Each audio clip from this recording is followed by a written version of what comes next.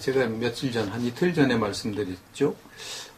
미국의 그 유명한 미래학자 조지 프리드먼 박사가 머지않아서 미국이 북한을 공격할 가능성이 크다 이렇게 공언을 했고, 이제 트럼프 대통령의 해외 순방이 끝나기 전에 공격이 시작될 가능성이 크다 이렇게 했는데, 그 예측은 빗나갔습니다. 트럼프 대통령이 이틀 전에 귀국을 했습니다.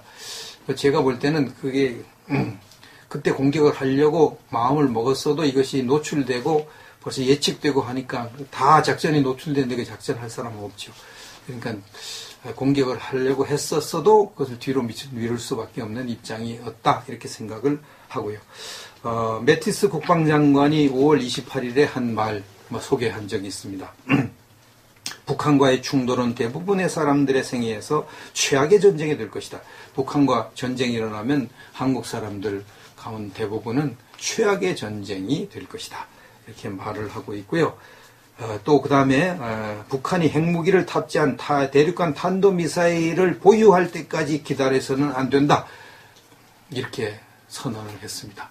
그래서 전쟁 가능성을 언급하고 그 전쟁 가능성이 앞으로 1년 안에 일어날 수 있다는 것을 시사했거든요. 지금 이 상태로 놔두면 1년 안에 대륙간 탄도탄을 완성해서 미국까지 ICBM이 날아갈 수 있게 하는 수준에 지금 와 있거든요. 계속 미사일을 지금 쏴서 기술을 개발하고 개량하고 지금 이러고 있는 것입니다. 자, 한반도에서 이제 전쟁이 일어난다. 그러면은 한국은 피해를 볼 수밖에 없습니다. 그래도 전쟁이니까. 북한이 포 한 발도 안 쏘고 가만히 앉아서 당하지는 않을 그럴 가능성이 많겠죠. 그저 전쟁이 일어나도 그냥 미국의 우수한 화력, 우리나라 우수한 화력으로 일시에 그냥 모든 것을 북한 진지를 다 파괴해가지고 한 발도 못 쓰게 하면 제일 좋겠는데 그건 우리 희망사항이고 북한이 그렇게 쉽게 호락호락 당할 것인가? 참 그렇죠. 또 땅굴도 이제 있을 가능성이 높으니까 땅굴로 침투해서 또 기습을 할 수도 있고, 또 그냥 쥐가 급하면 고양이도 물듯이 니판사판이다 해가지고 간첩들을 동원해가지고 그냥 화학탄이라도 한 방 서울 한복판에 터뜨리고 자살, 이러면 그 피해가 만만치 않을 것입니다. 자, 이 전쟁이 일어나는 것이 이게 우리나라로서는 참 비극이죠. 비극입니다. 비극입니다. 그런데 이제 그럼에도 불구하고 우파들 가운데 많은 분들이 전쟁이라도 일어나야 이 문제가 해결된다고 생각하고 있는 것이죠. 전쟁이라도 일어나야. 그렇지 않고는 이 문제가 해결되기 어렵다고 판단을 하는 것입니다. 왜 그렇습니까? 전쟁이 일어나지 않고 이 문제가 계속 끌고 간다. 그러면 한국은 좌파 정권이 계속 집권하면 적화될 가능성이 굉장히 높기 때문이죠. 적화가 됐다. 우리나라 공산화가 됐다. 그러면은 캄보디아 킬링필드 같은 일이 일어나고 패망한 월남 같은 일이 일어나서 최소한 수백만 명이 죽임을 당하고요. 아니면 추방을 당하고 많으면 2천만 명까지 죽임을 당하거나 추방을 당하거나 투옥당하는 어마어마한 비극이 일어나는 거죠. 이럴 바에야 차라리 며칠 동안 전쟁을 해서 그냥 어느 정도 피해를 당하는 것이 낫다. 그리고 이 공산주의의 머리와 근원을 뿌리채 뽑아버리는 것이 낫다. 이렇게 생각하는 거죠. 우리나라 비극이죠. 비극입니다.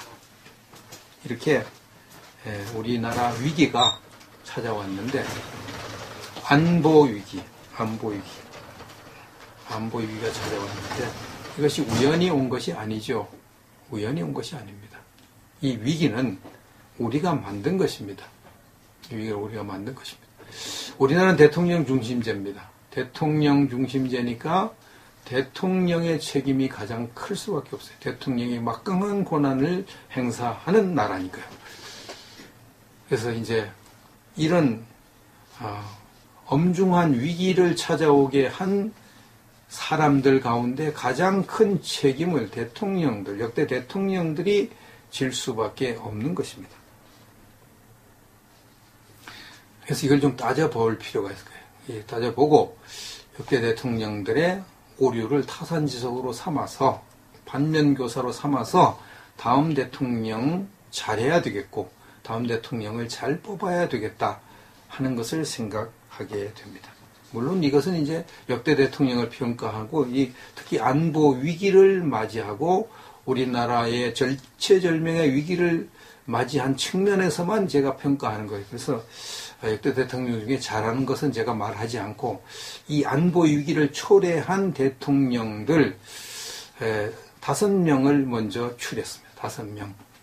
그래서 우리나라를 위태롭게 만든 대통령 5인 뭐 이런 식으로 생각하고 나머지 대통령들도 약간씩은 우리나라를 위태롭게 만든 일을 했는데 그것도 짚고 넘어가도록 하겠습니다. 이것은 제 개인적인 그냥 생각이니까 여러분의 생각은 또 다를 수가 있습니다.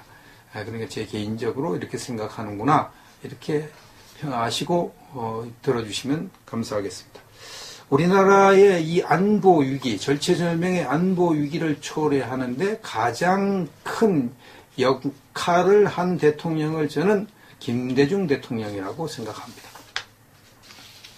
왜 그러냐고 하니 김대중 대통령이 햇볕 정책을 써서 북한에 퍼주기를 하는 바람에 그 당시 북한의 김정일 정권이 경제정책 실패로 수많은 아사자가 생기고 300만 명 이상이 굶어 죽는 이 절체절명의 위기를 맞아서 정권이 붕괴될 지경에 이르렀었는데 이 김대중 대통령이 북한에 퍼주기를 하는 바람에 그 정권이 살아났고요. 더군다나 그 돈을 가지고 북한 정권이 미사일을 만들고 핵무기를 만들어서 우리나라를 위협하는 지경에 이르렀다 하는 것이 이제 일반적인 평가입니다. 좌파들은 여기에 동의하지 않겠지만 우파들과 일반적인 국민들은 이렇게 생각을 하는 것입니다. 그래서 우리나라 이 절체절명의 안보 위기를 초래한 대통령의 1위가 김대중 대통령이다. 저는 그렇게 생각을 합니다. 그럼 2위는 누구냐? 2위는 노무현 대통령이다. 그렇게 생각을 합니다. 노무현 대통령은 김대중 대통령의 햇볕 정책을 승계해서 북한에 더 많은 퍼주기를 했습니다. 더 많은 퍼주기. 그래가지고 북한 정권이 더 길을 쓰고 살아나고 길을 세우고 길을 살려주고 더 많은 돈을 줘가지고 더 많은 핵 개발을 하고 더 많은 미사일을 만들었습니다.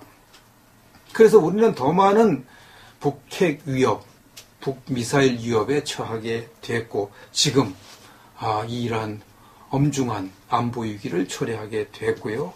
더군다나 김대중 노무현 정권 시절에 수많은 좌파들이 등장하게 되어서 우리나라가 적화 위기를 맞이하는 이런 나라가 되고 말았다. 이렇게 판단이 됩니다. 그래서 우리나라를 위태롭게 만든 대통령 2위를 저는 노무현 대통령 이렇게 평가를 합니다. 그럼 3위는 누구냐? 3위는 저는 김영삼 대통령이라고 생각을 합니다. 김영삼 대통령은 포퓰리즘 정책을 써가지고 인기 영합주의, 대중 인기 영합주의 정책을 폈습니다. 그래서 많은 인기를 얻었는데 그렇게 계속 대중들이 원하는 것만 하다 보니까 결국은 나라 경제가 어려워질 수밖에 없죠. 대중들이 요구하는 거 다 들어줘야 되니까 경제가 어려워졌습니다. 그래가지고 IMF를 맞았어요. IMF를 맞아서 김대중 정부가 등장하게 하는 원인을 제공했습니다. 그래서 우리나라가 이 안보 위기를 맞이하는데 큰 역할을 한 것이 김영삼 대통령이다. 이렇게 생각을 하기 때문에 김영삼 대통령을 우리나라의 위기를 초래한 세 번째 대통령, 저는 그렇게 평가를 합니다. 네 번째는 전두환 대통령이라고 생각합니다. 전두환 대통령은 김대중 씨를 지나치게 탄압을 해서 5.18을 촉발한 사람입니다. 5.18. 아니, 탄압을 하려면 깔끔하게 탄압을 할 것이고, 탄압을 안 하려면 이렇게 큰 화근을 만들지 않도록 해야 될 거 아닙니까? 근데 이게 5.18이 일어나도록 만들어가지고 빌미를 줘버렸어요. 그 호남 사람들이 그냥 똘똘 뭉쳐가지고 무조건 김대중, 무조건 그 당시에 김대중 당 무조건 묻지마 투표를 할 정도로 그렇게 만들어 버렸습니다. 그리고 더 나아가서 5.18 때문에 5.18 국가유공자 특혜가 주어져서 공무원 시험 가산점 5점에서 10점까지 주어지는 바람에 수많은 5.18 유공자들이 공무원이 됨으로 말미암아 우리나라 정계 곳곳에 좌파들이 포진해서 장악하는 이 비극을 초래한 사람이 전두환 대통령이라고 생각하기 때문에 전두환 대통령이 우리나라를 위태롭게 하는 사람 대통령 4위다 이렇게 생각하고요. 그 다음에 노태우 대통령. 노태우 대통령은 물렁한 정책을 써가지고 좌파 노조가 등장하고 그 전에 노조가 좀 득세하게 그렇게 만들었고 반공교육에서 전두환 대통령까지는 그래도 반공교육을 꽤 열심히 했어요. 근데 이게 노태우 대통령 이후로 못하는 반공교육이 시들해져가지고요. 간첩 잡는 것도 시들하고 이래가지고 우리나라가 종북 좌파들이 널리 퍼져나가게 만들어 놓는 큰 잘못을 저질렀습니다. 그래서 우리나라가 이렇게 위태롭게 되는데 아주 큰 영향력을 끼친 대통령.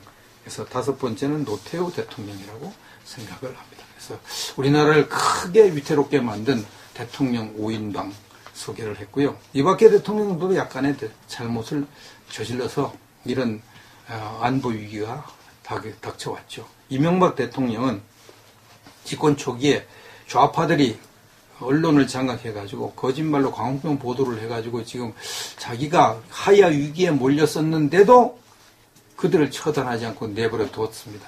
그 좌파들이 언론을 더 많이 장악하도록 가만 내버려 뒀어요. 그래가지고 지금 이 박근혜 탄핵이라고 하는 이 엄중한 사태를 초래하게 만든 사람이 이명호 대통령.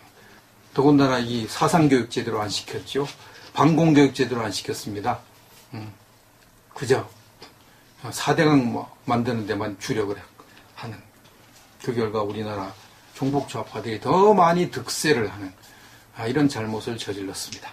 박근혜 대통령은 집권 초기만 해도 잘 나갔는데 남재준 장군이 국정원장이 되어서 간첩들을 마구 잡아들이고 있을 때에 아주 거대한 간첩 조직을 적발해서 수사하고 있는데 국정원장 교체를 해버렸습니다. 좌파들의 압력이 두려워서 그랬겠죠. 좌파가 장악한 야당의 협조를 받아가지고 나라를 다스려 보겠다는 것 때문에 그랬겠죠. 그 잘못을 저질렀습니다.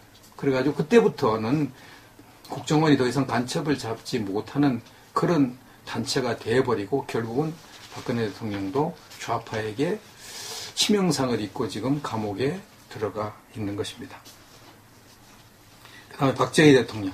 박정희 대통령은 삼선 개헌을 한 후에 더 집권을 하기 위해서 유신헌법을 만들어가지고 종신 집권을 하려고 시도했습니다. 그래서 종북 좌파들이 이것을 빌미로 민주화운동을 부추겼고 민주화운동하는 사람, 순수하게 민주화운동하는 사람들이 종북 좌파에게 휘둘린 것이 많죠. 그래서 결국은 우리나라에 종북 좌파가 번성하는데 한 몫을 하는 잘못을 저질렀고요.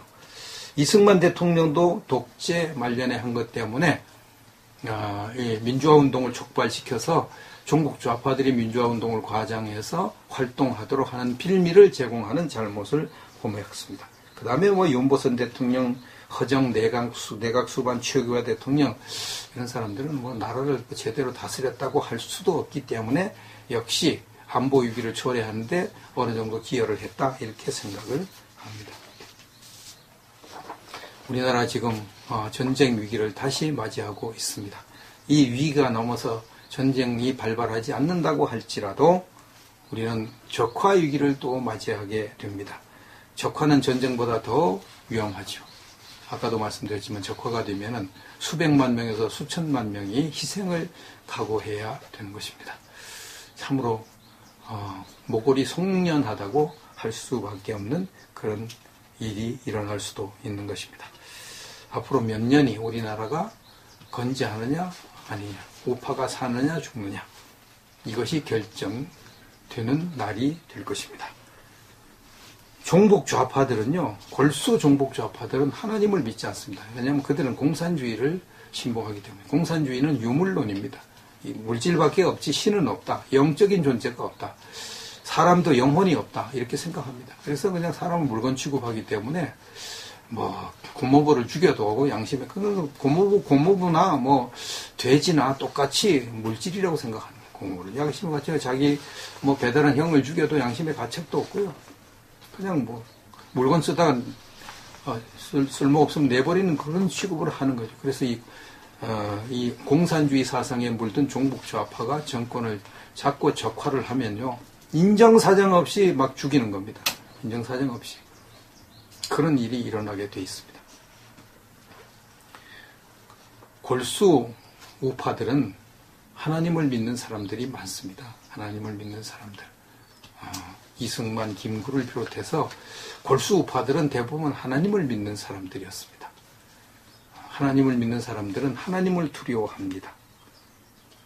그렇기 때문에 하나님께서 도와주십니다. 6.25 우리나라가 완전히 북한에게 먹힐 뻔했는데 기적적으로 하나님이 러시아 대사가 참여하지 못하도록 만들어서, 러시아 대사, 그래 그 유엔 안전보장이사에 참여하지 못하도록 그렇게 교통사고인가 뭐 교통 뭐 문제가 생겨서 지각하는 바람에, 그래서 우리 유엔군이 참전하게 되는 기적이 일어났던 것입니다.